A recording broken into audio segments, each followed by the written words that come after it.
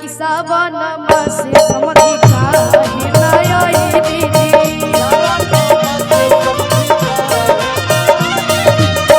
सावन मासे समधि काहे ना आईली कटहर के रउआ अधिकारी जीते जी कटहर के रउआ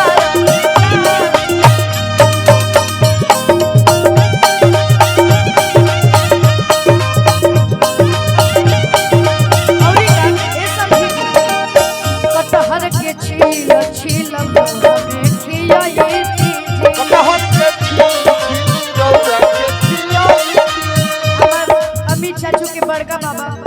बड़का चाचा के तरफ से ढेर सारा आशीर्वाद। हाँ हाँ हाँ कटहर के छील छील मुँह में खियाई कटहर के छिलका घुसाई के पिछुआरी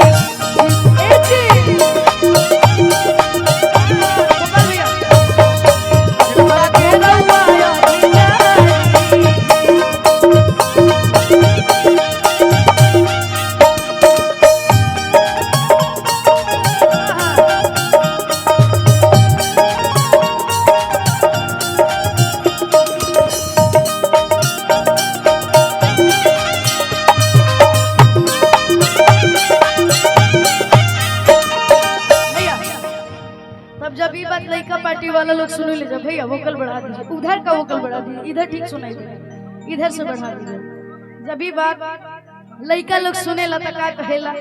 कितनी दे दो ए साली सहारा करो तनी दे दो कि ठंडा में चॉकलेट लागेलू चॉकलेट लागेलू बड़ी मीठ लागेली किसमिस लागेली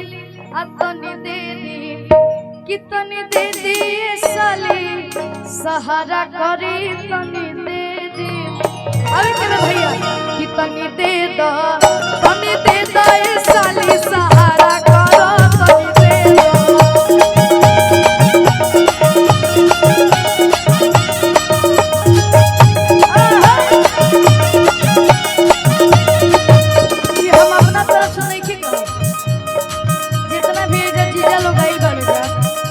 चाचू बड़े अमित चाचू हिम चाचू चंदन चाचू हमारे गोलू भैया कुंदन भैया गोपाल भैया के खैर शादी होने वाला था। ये जब भी छुट्टी गई रफी आंटी